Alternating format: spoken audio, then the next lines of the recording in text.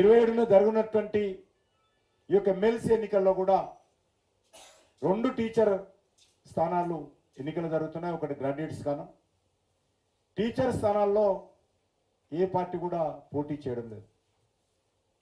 మేకవన్న పులులాగా Congress party, TRS party స్వతంత్ర అభ్యర్థుల ముసుగులో ఈరోజు ఈ ఎన్నికల్లో వస్తున్నారు తప్ప పార్టీ పేరు మీద ధైర్యంగా వచ్చే ధైర్యము ఈ 2 పార్టీలకు ఎన్నికల్లో లేదు.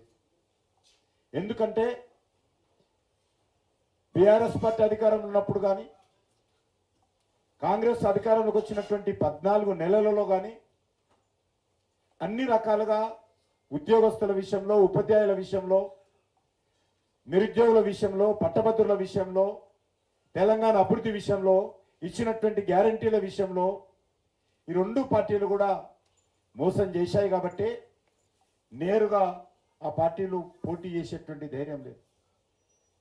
నిరుద్యోగుల విషయంలో అనేక రకాల హామీలు కాంగ్రెస్ పార్టీ రేవంత్ రెడ్డి, రాహుల్ గాంధీ ఇచ్చారు. కానీ ఈ యొక్క సమస్యలు ఏవి కూడా పరిష్కారం కాలేదు. 100 రోజుల్లో అమలు చేస్తానన్నటువంటి 6 గ్యారంటీస్ సోనియా గాంధీ ఇంటింటికి ఉత్తరం రాసింది, సంతకం పెట్టి మీరు కాంగ్రెస్ పార్టీని గెలిపిస్తే 100 రోజుల్లో ఈ సమస్యలన్నీ పరిష్కారం చేస్తామని చెప్పి ఆ డిమాండ్స్ అన్ని కూడా ఏకరుపెట్టి గ్యారంటీ కార్డుల పేరుతో ఇంటింటికి పంచి ప్రజలను మభ్యపెట్టి రెచ్చగొట్టి ఓట్లు వేయించుకున్న తర్వాత ఈరోజు గ్యారంటీలను కాంగ్రెస్ పార్టీ మర్చిపోయింది.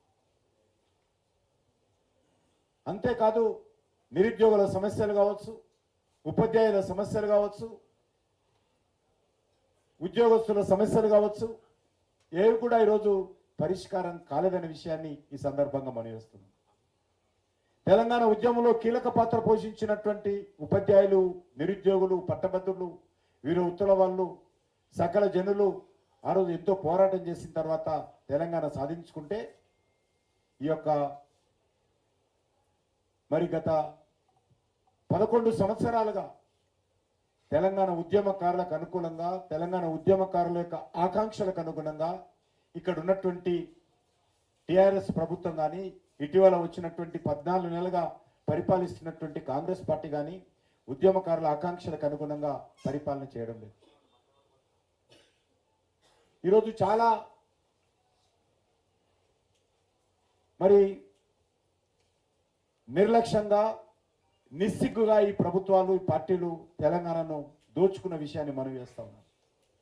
మన తెలంగాణ వచ్చినప్పుడు మిగులు బడ్జెట్తో ఉండేటువంటి రాష్ట్రం. ఏదైనా ఒక ఇల్లు కావచ్చు, ఒక వ్యాపారం కావచ్చు, ఒక సంస్థ కావచ్చు, ఒక వ్యక్తి కావచ్చు, నాకు ఈ నెలలో ఎంత ఆదాయం వస్తుంది, నేను ఎంత ఖర్చు పెట్టుకోవాలా, ఏదైనా మిగులుతుందా, సేవింగ్ చేసుకుంటానా అనేటువంటి ఆలోచన ప్రతి ఇంట్లో ఇంటి యజమాని చేస్తాడు, ప్రతి ఉద్యోగి చేస్తాడు, ప్రతి వ్యక్తి చేస్తాడు, ప్రతి సంస్థ, ప్రతి ప్రభుత్వము, ప్రతి దేశము, ప్రతి రాష్ట్రము, ప్రతి జిల్లా చేయాలి. ఆ రకంగా చేయకుండా ఏ సంస్థ, ఏ వ్యక్తి, ఏ కుటుంబం నడవదు. కానీ దురదృష్టం ఏంటంటే 4 కోట్ల ప్రజలకు జవాబుదారైనటువంటి రాష్ట్ర ప్రభుత్వము ఈ బాధ్యత ఆలోచన చేయడం లేదు. మీకు ఎంత ఆదాయం వస్తుంది, మీరు ఏ రకంగా ఖర్చు పెడతారనే ఆలోచన ఈ ప్రభుత్వం చేయడం లేదు. 4 కోట్ల మంది ప్రజలు ఈ తెలంగాణలో ఉన్నారు. పేద ప్రజలు ఉన్నారు, గిరిజన ప్రజలు ఉన్నారు, షెడ్యూల్ క్యాస్ట్ ఉన్నారు, ఓబీసీలు ఉన్నారు, అనేక రకాలుగా నిరుద్యోగులు ఉన్నారు, మహిళలు ఉన్నారు, పొదుపు సంఘాలు ఉన్నారు. వీళ్ళందరూ ఉన్నప్పుడు బాధ్యతగా వివరించాల్సినటువంటి ప్రభుత్వము గత 11 సంవత్సరాలుగా నిర్లక్ష్యంతో పనిచేసింది. కాబట్టి ఈరోజు మన తెలంగాణ సుమారు 9 లక్షల కోట్ల రూపాయల అప్పులైంది. 9 లక్షల కోట్ల అప్పులు చేసి కూడా ఈరోజు పరిస్థితి ఏంటంటే 1వ తేదీ జీతాలు ఇవ్వలేని పరిస్థితిలో ఉన్నాం. ఉపాధ్యాయులకు కానీ, ఉద్యోగస్తులకు కానీ, చిన్న చిన్న కాంట్రాక్టర్లకు పేమెంట్ చేయలేనటువంటి పరిస్థితిలో ఉన్నాం. ప్రాజెక్టులన్నీ ఆగిపోయాయి. కొత్త స్కూళ్ళు కట్టే పరిస్థితి లేదు, కొత్త ఆసుపత్రులు కట్టే పరిస్థితి లేదు, గ్రామాలకు రోడ్లు వేసే పరిస్థితి లేదు. వీధి లైట్లు కాలిపోతే కాలిపోయిన లైట్ల స్థానంలో కొత్త లైట్లు వేసే పరిస్థితి లేదు. మీ అదృష్టం నేషనల్ హైవే ఉంది కాబట్టి 3 గారు లైట్లు నేషనల్ హైవే మీద వేస్తున్నాం. నేషనల్ హైవే ఉన్నటువంటి లైట్లు చూడండి, మిగతా రోడ్ల లైట్లు చూడండి, మిగతా గ్రామాల పరిస్థితి చూడండి. నేషనల్ హైవే రోడ్డు ఎట్లా ఉంది? ఇక్కడ నుంచి నిర్మల్కి వెళ్తే అంత అద్భుతమైన రోడ్డు ఉంది. మళ్ళీ ఇంకో గ్రామాలకు స్టేట్ గవర్నమెంట్ రోడ్డు చూడండి ఎట్లుంటుంది. ఇంతే తేడా, ఇక వేరే ఏం చూడాల్సిన అవసరం లేదు. మీరు ఇక్కడ నుంచి నిర్మల్కి వెళ్ళండి, ఎంత అద్భుతమైనటువంటి రోడ్డు మెయింటైన్ చేస్తున్నాడు మోడీ గారు. రాష్ట్ర ప్రభుత్వ ఆధారంలో ఉన్నటువంటి రోడ్డు చూడండి ఏ రకంగా మెయింటైన్ జరుగుతున్నాయి. ఇంకా వేరే చెప్పాల్సిన అవసరం లేదు.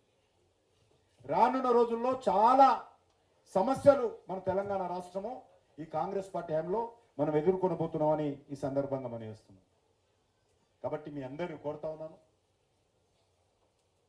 సమయం తక్కువగా ఉంది, చాలా విషయాలు చెప్పాలనుకున్నప్పటికీ కూడా